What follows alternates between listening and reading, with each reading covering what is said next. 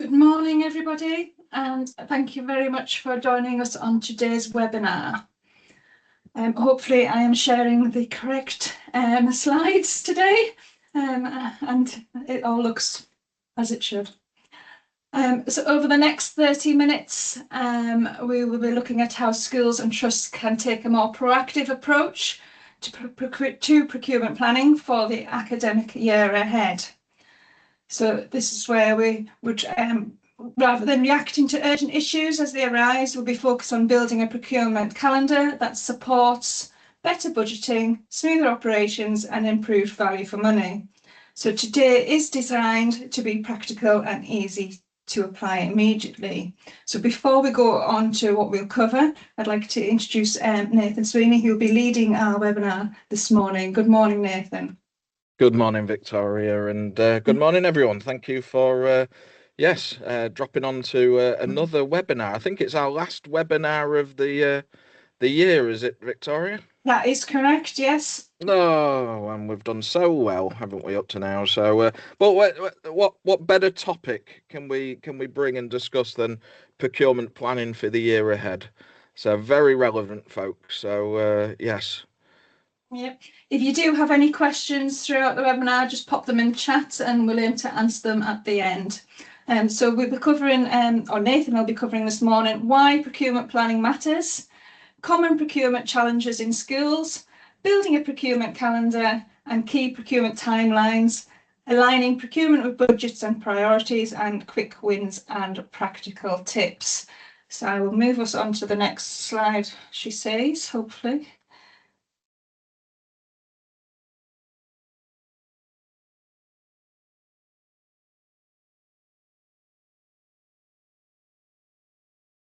No, maybe I've got an error here. Yes, I have. There you go. Right. There we go. Smooth it changes as anything. Every time I do this. It's just trying to keep me on my toes. Why webinar planning is important. Sorry, procurement planning matters. Yes. Okay. Well, the common theme here, folks, is yes, if you fail to prepare, you're prepared to fail, as it were. Never has procurement planning been more important, particularly now in the realm of the new Procurement Act 23, which, as we all know, came into force last February. So it's been in place now, nearly 18 months, believe it or not, which is how time flies. So as well, in terms of your school sort of calendar around procurement, obviously, you know, now is the time where hopefully you've done a lot of your big procurements ready for September, and we're thinking about the next year. So procurement planning really does matter, and as it mentions here, without a clear plan, one of the main risks is you will face last-minute purchasing decisions. I always say I should get T-shirts made, Victoria, on this, that procurement is time is the enemy of procurement, or it can be the friend of procurement. Lack of time is often an issue when it comes to procurement, particularly in public procurement, where you've got lengthy lead times in some cases, which we'll come on to in terms of lead times. But without a clear plan, you're very reactive. And this may sound like where you're at the moment, you know, very ad hoc, very reactive, last minute purchasing decisions. That doesn't give you a broad supplier choice. You're limited in terms of who's available and who can meet the need. That often can result in budget overspend because you're forced to go with what you can get. There may be contract gaps or auto renewals that are in place which you're not aware of, and things just automatically renew. The classic one is MFDs, photocopiers. I've seen some horrendous, what we call evergreen contracts, you know, that have been in place 10, 15, 20 years. It's crazy. And they just auto renew every year. And no one is aware of that. And it just sort of happens. All providing for increased operational pressure, because if you've got quite an important contract and you don't have a plan to reprocure it, that puts massive pressure on you, both in terms of compliance, but things like value for money, and also missed opportunities for savings, which, as we know, are all important at the moment. And there are still savings available through procurement. So obviously forward planning does help you to demonstrate and improve value for money, which is one of the key requirements of the Procurement Act. You have a duty to ensure that the money spent by your school, by your trust, is spent in a way that is value for money. That reduces risk, but also giving yourself more time enables you to properly consider and think about your procurement and the contract without having to rush it, without having to panic. Obviously, that does save staff time because you're not then having to spend lots of time uh, dealing with headaches and issues and things arising at the last minute and during the contract, because if you've not spent time reviewing the contract and reviewing the procurement, there may be risks that you've not thought of that could occur during the new contract that you've not specifically thought about, and that'll guarantee that'll eat into your time. It supports better budgeting because obviously you'll know where the budgets are at and what you're committed to contractually, and hopefully create smoother operations. Next slide, please, Victoria, if you can find the arrow. There we go. Look at that, smooth. So we know there are a lot of common procurement challenges facing schools at the moment, and we have these daily, weekly with a lot of schools and MATs that we're working with at the moment. Classic ones are contracts expiring unexpectedly. Well, hopefully the contract states within it when a contract should expire. And the assumption with public procurement is that all contracts expire at some point. There shouldn't be any evergreen contracts, as we call them. But if you're not aware of when those contracts expire, it's not within the supplier to inform, in the supplier's interest to inform you with 6 months notice. It's well within their interest to give you 2-3 weeks notice at the max, because obviously that doesn't leave you a lot of time to look at alternative options, go out to competition and tender. So don't be surprised if a supplier says, oh, by the way, the contract ends next week, sign here. And that is tactically within their interest to do so. Procurement happening too late in the budget cycle can be quite an issue as well, in terms of when you've got time to do that procurement, but also in terms of when you're budgeting for the forthcoming year. Limited visibility of upcoming renewals, that relates to things like a contracts register, knowing when your contracts are up for renewal and being able to forward plan a procurement lead time in the run up to that. A classic one with multi-academy trusts or large schools is different departments buying independently.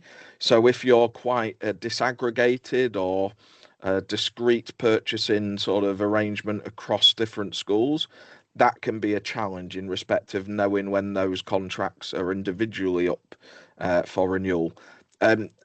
Looking at your procurement operating model in terms of trying to centralize procurement is a whole other webinar. But obviously, it does come with challenges with regards to if different schools, different departments are buying. Obviously, lack of time.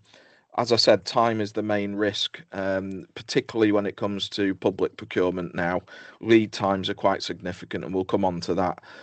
But you have an overriding duty to ensure compliance with the Procurement Act.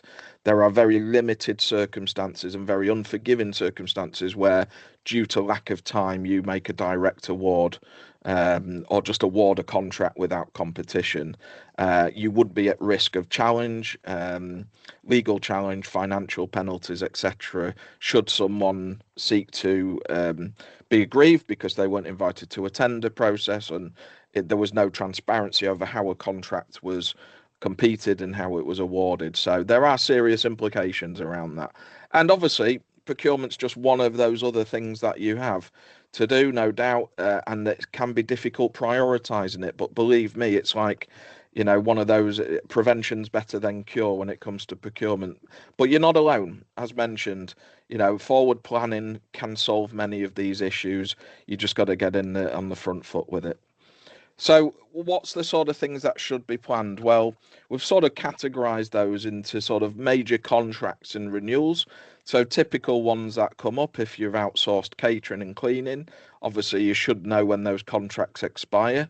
Some schools and MATs have an outsourced ICT managed service, or you may have ICT needs. Energy is another classic one, MFDs, print, estate services. So all of those would typically fall above threshold, as we're calling it, in terms of the Procurement Act and the requirement to undertake a formal tender process. Based on the typical duration of the contract, they're often longer term, and based on the typical spend, they're often higher value. There may be operational purchasing, things like one-offs, curriculum resources, furniture, capital projects, staff services. These may be just one-offs where you may not have an incumbent contract, and it may be just a purchase as and when required, and that's fine. But it's still thinking about, okay, we need to undertake some form of tender or competition. So what is the lead time for that? There are other implications for procurement around things like strategic projects. So, as a trust, if you are a multi-academy trust and you're in the period of growth, and I know many are, it's thinking about the implications of procurement and planning around that. If you suddenly have 3 or 4 more schools join your trust, what are the implications for their contracts? Do we need to go back out to tender? Do we need to go back out to market? There may be other funding arrangements around things like funding building works or technology transformation or sustainability initiatives, e.g. solar panels, that sort of thing, all of which require some form of procurement planning. And often, and unfortunately, and I've been banging the drum for 20 years, that procurement is often a bit of an oversight, particularly when it comes to procurement lead times. Next slide, please, Victoria. So what does building a procurement calendar look like?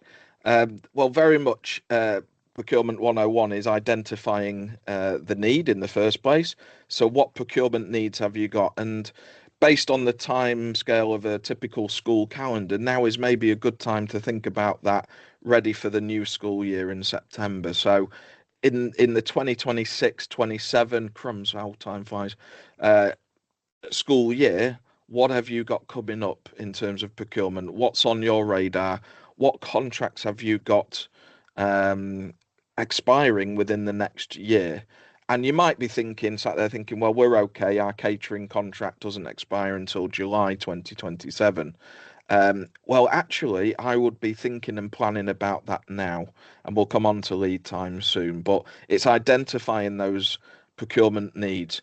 Step 2 then is prioritizing in terms of risk, value, obviously compliance. So in terms of what are the big ticket items, um, very much respecting the issue that not everybody has a full available calendar to deal just purely with procurement. You guys have lots of other things on, so sometimes it is about prioritizing, but prioritizing those which are both high risk, high value, but also fall above any thresholds that require formal procurement. And that's the above the threshold for typically goods and services, which is a whole life value of 207,000 for goods and services. So if over the duration of the contract you're spending more than that, that's inclusive of VAT.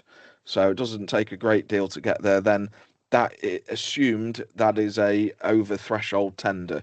So it doesn't take a great deal to trigger some of those thresholds. So it's prioritizing what are the ones that we need to undertake a formal process. What then is the timeline? Step 3, what's the procurement lead time? Who needs to be involved? Who's taking ownership of that? Who is the lead person? You might be sat there thinking, well, it's always me. And unfortunately, if it's always you, it's always you. But at least then there's some ownership. And that then raises conversations about capacity, prioritization. And then step 5, it's about reviewing that calendar regularly. So over the course of the next year, you may have a staggered approach to procurement that says, right, from September, we need to start thinking about home to school transport. From January, we need to start thinking about cleaning or catering. And it's having that sort of trigger points in the year that enables you to start thinking and commencing that all important pre-procurement stage. Next slide, please, Victoria. So a very obviously, in terms of recommended procurement timelines, obviously each procurement's different, so I'll caveat that. But typically, what you would require, Low value purchases very much depends on what you classify as low value. Obviously, if you're popping out to buy a ream of paper, it's not going to take you 2 months. Hopefully, it's not going to take you 2 months unless you crawl there. But what we're talking here is if you need to bring in someone to undertake, I don't know, some replacement fencing or, some white line marking in this on the sports pitch. Do you need to get quotes? How long do you need to give them to submit a quote? Do they need to come and visit, have a look, site visit, that sort of thing? And we've all been there with our personal purchasing. It's hard to get a tradesman in to come and have a look and then get a quote and then get an agreed date to start. It can be 1 to 2 months.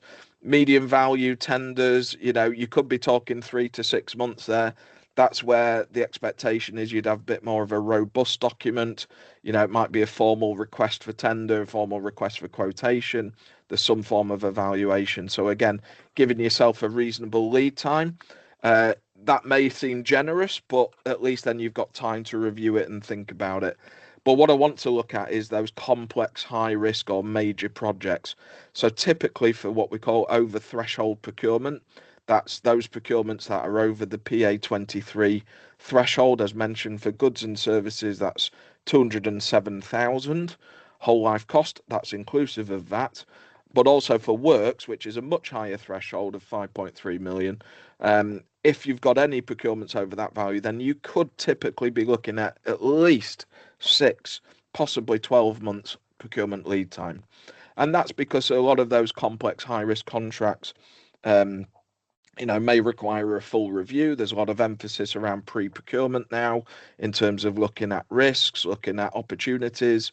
There may be a TUPE transfer involved, particularly for things like catering and cleaning, where you need to give a certain amount of time between award of contract and implementation, particularly where you've got staff transfers happening for things like cleaning and catering from one provider to a new provider.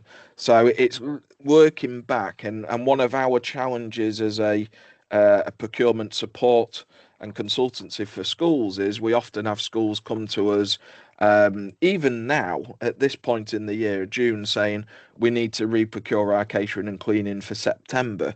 Well, 2 months is a very limited time scale, and basically you run the risk also of not getting any bids, because obviously the capacity of suppliers to bid during a very busy period leading up to some of these cyclical procurements is a major factor as well that is often overlooked.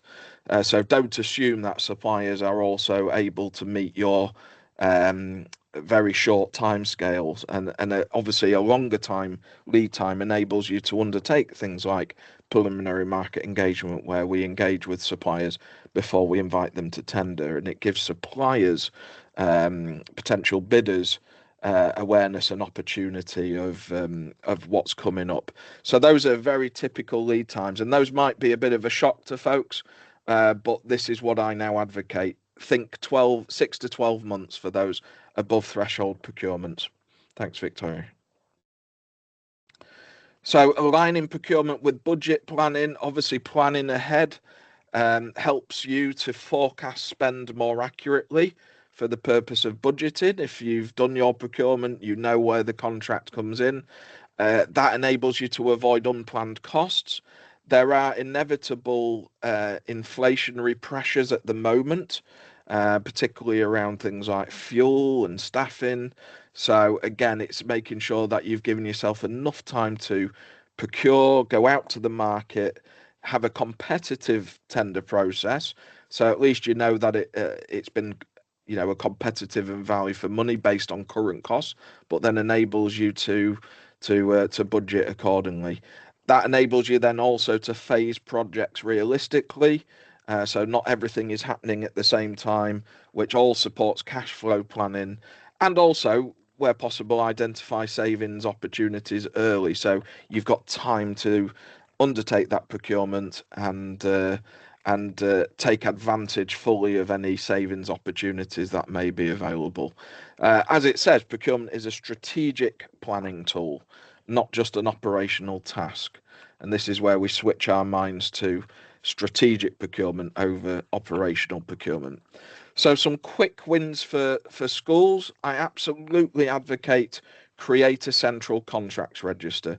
If you don't have a contracts register, then it's going to be very difficult for you to be able to plan, but also to remain compliant, because you may not know until it's too late that a particular procurement should have been undertaken as an above threshold process. And that can come with a great risk of non-compliance, legal challenge, etc. So we do have an example or a downloadable simple contracts register that you can access. I think Victoria's put the link up there. So do take advantage of that if you don't have that. On that contract register, you can record all the contract end dates, and that's really crucial. But more than that, it's then looking at what is the typical procurement lead time needed. So if a contract ends in July and it's for catering or cleaning, for example, the procurement lead time, I would be saying, needs to be at the latest January, February preceding that, so that you've then given yourself plenty of time to run that procurement, properly consider the need, give suppliers enough time to bid. That might involve site visits, it might involve lengthy evaluation of bids, taste tests, all that wonderful stuff that enables you to really come to a solid conclusion on that procurement. A rushed procurement never ends well. And that enables you, as mentioned, to schedule quarterly procurement reviews as well. So you can see, based on the contracts register, these next 3, 4, 5 procurements are due within the next 3 to 6 months. That enables you then to engage departments earlier. Obviously, engaging views, looking at who needs to be involved in that procurement, and that all enables you to start those high-risk procurements sooner. Again, it's just good procurement, good planning, and making full advantage of the fact that time will enable you to do a proper and thorough job of procurement. Thanks, Victoria. So a little bit of a sample procurement plan. Once you've got your contracts register, you can then turn that into what we call a forward procurement plan. So this could be a typical example here. So you've got catering, you need to start planning that in September. The contract start date is April. The target award date would be December or January, and the owner is the business manager. So again, what's the procurement route? Are we going through an existing framework or DPS, dynamic purchasing system? Is it an open tender? What is the route to market? Because the route to market also has an impact on timetable. Because some routes to market, like a framework, might allow for something called a direct award, and therefore you don't need to undertake a full tender process. Others require a mini competition or a further competition. Other routes to market might be a bespoke tender, and if that's the case, then yes, it's quite a lengthy lead time. So this is what I would consider to be a very basic but good practice procurement plan. And this isn't just a one-off plan. As mentioned, you would need to review this, I would say, at least termly. And this should form part of the SLT level or C-suite level discussion to say, look, across the school, we've got these key contracts. We need to be on it. Who is the lead for these? How is it going? And where do we need to bring in support? And this is where we help a lot of schools and MATs with procurement, because genuinely sometimes capacity is limited. And that's where you can take advantage of some of the existing solutions that are out there. But just as an example, of a forward plan. Thanks, Victoria. So how we can support you, as mentioned, at the minute, it's just a blank screen. Oh, here we go. So we do procurement planning support. Often we can do what's called a spend analysis. So we take spend data from across your trust or your school over the last year or 2 or 3 years, and we can map that against a contract review and look at pulling together what a typical procurement plan or what a procurement plan would look like for your particular trust or school. We can help with tender management as required, or guidance in terms of frameworks or contract reviews, or just simply supplier due diligence if you want some assurance that your supplier is needs to be checked and that they are still the right supplier for the solution. And obviously as well, for those who are a little bit more keen to delve into the wonderful world of procurement, then we do offer a lot of procurement training. And I think we've got some training on Tuesday. Is that right, Victoria? It's a Procurement Yeah, Act 23 training. that's correct. And the next slide is actually talking about that. Well, what a wonderful segue that I've created there to. Yeah. So, as we know, and as we said, the Procurement Act has been in place nearly 18 months. If you're still a little bit nervous or unsure about the requirements of the Procurement Act, then, as mentioned, do book onto this training. We try and keep the cost as low as possible. It's online. It's delivered by myself. Whether that might not be an attractive proposition. Shouldn't have said that. It's about 3 hours, is it? 3 hours of sheer delight, joy, and fun, and you will leave the session a different and enriched person as a result of your knowledge of the Procurement Act and compliance, or at the very least, you'll know what to do. And this aligns very much with procurement planning, because, as I said, the Act now, given the amount of transparency needed, given the amount of compliance requirements, is very unforgiving now when it comes to oops, we forgot to procure it, or we didn't give ourselves enough time. There are very limited reasons for exemptions against the Act now, where you can just award a contract without a preceding tender process, because obviously it's designed to prevent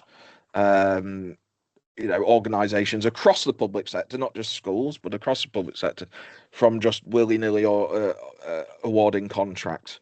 It's designed to make sure that every pound is put out to competition and value for money. So if you're not sure about the Act, come along, and I'll go through the requirements of the Act, what you need to know, the top level key essentials, and hopefully try and make it interesting and fun. Fun might be a stretch, but we'll try. Is that okay, Victoria? Perfect, thank you.